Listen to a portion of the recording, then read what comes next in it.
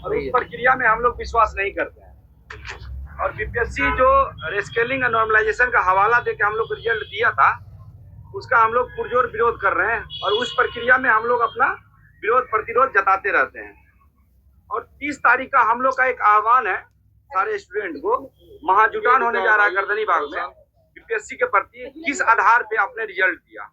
उन्होंने बोला कि नॉर्मलाइजेशन हम लागू नहीं करेंगे, फिर बोले कि स्केलिंग भी हम लागू नहीं किए।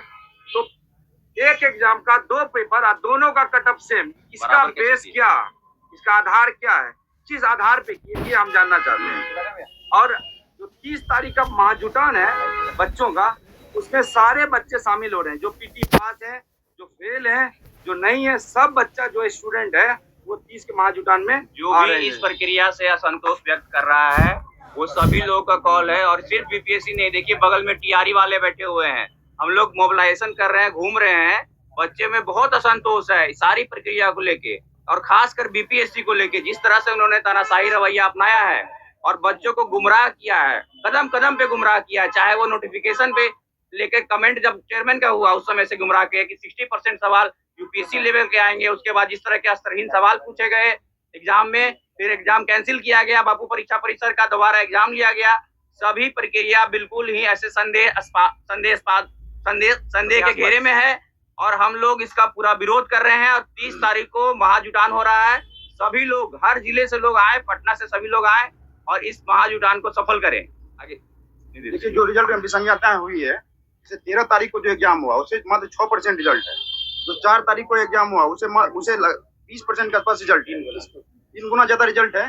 उन्होंने बोला कि हम नॉमिनेशन नहीं करेंगे, उन्होंने फिर बोला कि हम जो स्केलिंग भी नहीं करेंगे, तो फिर रिजल्ट का मैकेनिज्म क्या होगा?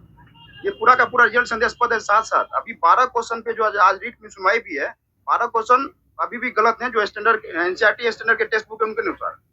एक बात मैं कहना चाहूंगा, जो ऑनरेबल चेयरमैन रहे हमारे अतुल प्रसाद जी, उन्होंने एक ड्रेस्टिक चेंजेस किया था, क्रांतिकारी परिवर्तन किया था ट्रांसपेरेंसी को लेकर। पहली बार जो है 1/3 नेगेटिव हुआ, कोई विरोध नहीं हुआ। 69 के पूरे एग्जामिनेशन प्रोसेस में एक क्वेश्चन गलत नहीं था, डाउटफुल नहीं था। इसके अलावा उन्होंने क्या किया, पहली बार ओएमआर शीट को जो है पब्लिक डोमेन में रखा। पहली बार जो है जो आंसर बुकलेट सीरीज है, जो मेंस का आंसर था, उनको पब्लिक डोमेन में रखा। तो एक डेमोक्रेटिक प्रोसेस के थ्रू ने एक बहुत बड़ा जो है साहसिक जो है प्रयास किया कि जो है ट्रांसपेरेंसी हो जाए। उसके बाद क्या हुआ कि आयोग के प्रति जो है लोगों में श्रद्धा बढ़ी, आस्था बढ़ी, विश्वास बढ़ा। आप देखेंगे लगातार जो नंबर ऑफ एप्लीकेंट जो है वो लगातार जो है बढ़ते चले गए। लेकिन क्या किया, जो अभी जो वर्तमान चेयरमैन है, ऑनरेबल चेयरमैन, उन्होंने क्या किया, उस पूरे के पूरे जो स्टैंडर्ड जो एक एस्टेब्लिशमेंट हो गया था ट्रांसपेरेंसी मैकेनिज्म का, उनको ध्वस्त कर दिया इन्होंने। और साथ साथ मुझे लगता है कि जो मेंबर्स होते हैं, ऑनरेबल मेंबर्स होते हैं, वो एक जैसे राज्यसभा होता है, अपर हाउस होता है, जो इंटेलेक्चुअल क्लास जो हाउस होता है, पॉलिसी मेकिंग में एग्जामिनेशन का प्रोसेस क्या हो, पैटर्न्स क्या हो, वो काफी सजग और गंभीरता से अपना सुझाव देते हैं। मुझे लगता है कि उन चीजों पे भी जो बहुत गंभीरता से विचार नहीं किया गया है। जी आगे बताएंगे। देखिए, आप सभी, सबसे पहले इलेक्ट्रॉनिक्स और प्रिंट मीडिया के जितने भी साथी हैं, सभी को तहे दिल से धन्यवाद छात्रों का आवाज उठाने के लिए। आज हम लोग उपस्थित हुए हैं एक आह्वान के लिए। सभी चीजों पर भाइयों ने बता दिया है। मैं बस आप लोगों से इतना कहना चाहता हूँ कि 24 घंटा का समय है और हम अपने अभिभावक माननीय नीतीश कुमार प्रदेश के मुखिया से आग्रह करते हैं, जो 30 तारीख को हम लोगों ने महाजुटान का आह्वान किया है वो रुक भी सकती है अगर आप प्रयास करें तो। हम चाहते हैं कि हमारे 5 शिष्टमंडल जो हैं, 5 व्यक्तियों के डेलीगेशन से आप मिल ले। आग्रह करते हैं हाथ जोड़ करके कि माननीय मुख्यमंत्री मिल ले, हमें इस आंदोलन की जरूरत। हम सभी छात्रों ने आपको वोट किया है, आपकी सरकार बनाई है, आप हमारे अभिभावक हैं। हम चाहते हैं कि आप हमसे मिले। अगर आप हमसे मिल लेते हैं तो इस आंदोलन की हमें आवश्यकता नहीं है। हम 29 तारीख तक आपके बुलावे का इंतजार करेंगे, 29 तारीख शाम 7 बजे तक।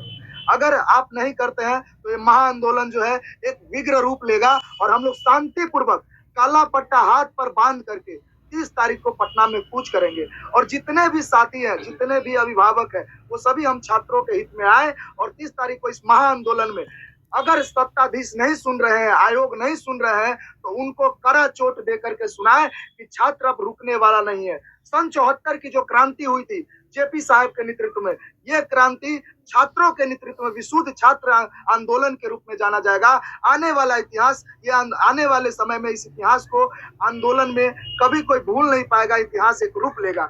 ये हमारा जो है QR कोड है, जिसके बारे में हमने बताया था, टेलीग्राम ग्रुप पर है। आप सभी साथियों से अनुरोध है कि इससे जुड़े। हम लोग जगह जगह जा रहे हैं, लोगों से समर्थन मांग रहे हैं। हर पार्टी ऑफिस में गए, जदयू ऑफिस में गए, बीजेपी ऑफिस में गए, हर प्रतिनिधि के पास गए, लेकिन किसी भी प्रतिनिधि ने हमारी बात नहीं सुनी। जबकि लोकतंत्र में यह कहता है कि with the people of India लिखा हुआ है हमारे संविधान में कि अगर एक भी व्यक्ति अगर अनशन पे बैठा हुआ है तो उस व्यक्ति का बात सुना जाए। आज 40 दिन हो गया है, हमें सुनने वाला कोई नहीं है, हमसे मिलने वाला कोई नहीं है। राज्य के हम अपने मुख्यमंत्री से कहना चाहते हैं कि आप हमसे मिलिए। क्या चाहते हैं आप? एक बच्चे आत्महत्या कर लिया है, एक बच्चे रिजल्ट आने के बाद आत्महत्या कर लिया है, एक बच्चा भागलपुर में आत्महत्या कर लिया है। क्या चाहते हैं कि जो 51 लोग हैं, सत्याग्रह के लोग हैं, वो भी आत्महत्या कर ले? अगर मैं फिर से आपसे कहता हूं कि आप आइए और बच्चों को सुनिए। हम नहीं चाहते री एग्जाम, हमको नहीं चाहिए री एग्जाम, बस आप एक बार मिल लीजिए। हम जिद नहीं कर रहे हैं आपसे री एग्जाम की। अगर आप हमसे एक बार मिल लेते हैं तो हम पूरे सदस्य जो है अपना आंदोलन समाप्त करने के लिए रेडी है। लेकिन अब डिसीजन मुख्यमंत्री जी को लेना है। आप लोग जैसा जानते हैं, एक बात बताना जरूरी है, हम लोग चीफ सेक्रेटरी साहब से मिले, राज्यपाल से मिले, सभी को हमने अपना ज्ञापन दिया, लेकिन आज तक उस ज्ञापन का कोई भी जवाब हमें नहीं मिला, जो कि मिलना चाहिए। सूचना के अधिकार के तहत, चाहे जिस अधिकार के तहत हम देते हैं, मिलना चाहिए। मैं बस इतना कहता हूँ कि 30 तारीख को सभी से आग्रह है कि 30 तारीख को पटना में महाआंदोलन के जुटान में आप लोग आइए और छात्र युवा का साथ दीजिए। अब राम जी कुछ बताएंगे। हम यही कहते हैं कि आयोग जो है अपना इंटीग्रिटी खो दी है, और संसद, सड़कों, आयोगों का नाम नहीं होता है देश। केवल ये संसद, सड़क और आयोग जो है, इससे देश नहीं होती है। देश वो होता है जिसमें संतोष की भावना होती है लोगों में।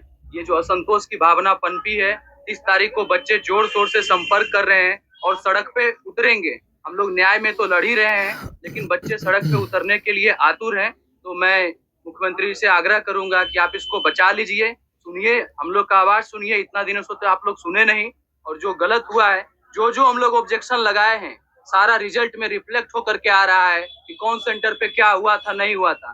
बापू परीक्षा परिसर जिसको 22 सेंटर में बदल दिया गया, हर 5 बच्चे में से एक का सिलेक्शन हुआ है। ये कैसे हो सकता है? क्या सारे विद्वान बापू परीक्षा परिसर में ही बैठे हुए थे? तो मैं यही कहना चाहता हूँ कि आयोग का जो जितना भी जो छल प्रपंच जो कर रही है, इस तरह से तोड़ मरोड़ के जो प्रेस कॉन्फ्रेंस किया जा रहा है, इसको धुलने का जो है समय आ गया है। इसको गंगा जल से साफ करने का समय आ गया है। बड़ा आंदोलन का स्वरूप होगा 30 जनवरी को। अब देखते हैं, अगर मुख्यमंत्री जी सुन जाते हैं, आयोग अभी भी अगर समझ जाती है तो फिर तो हम लोग ले लेंगे, क्योंकि हम लोग क्रांति थोड़े अब तक आप लोगों ने जितना बार भी आंदोलन किया, सड़कों पर आपके ऊपर लाठियां चली है, क्या लगता है इस बार भी प्रशासन आपको फर्क नहीं पड़ती है? वही तो बोले, संसद, सड़कों, आयोगों का नाम नहीं होता है देश। देश बनता है लोगों से, ना ही कि पुलिस प्रशासन और संसद में बैठे लोगों से। जो भी जिसको भी हम लोग भेजते हैं, एक एक वोट मिल करके भेजता है, छात्र हो चाहे कोई हो। देश का जो शेयर होल्डर है, प्रत्येक स्टूडेंट है, प्रत्येक लोग हैं, उसके बूढ़े बच्चे हर लोग हैं। तो जिनको भेजते हैं, अगर इस तरह की प्रवृत्ति वो रखती है, चाहे आयोग जहाँ बैठाया जाता है, उनको एग्जाम लेने के लिए बैठाया गया है, बनाया गया है वो संगठन, पप्पू जी आपने कहा कि आक्रोश है बच्चों के अंदर, तो ये आंदोलन उस दिन 30 तारीख को इतने बच्चे जुटेंगे तो उग्र रूप भी ले सकता है। अब उग्र रूप लेगा कि क्या होगा, हम लोग तो बस यही चाहते हैं शांतिपूर्वक सुने, क्योंकि आप 40 दिन से शांतिपूर्वक ही रखेंगे। और 30 जनवरी जो महात्मा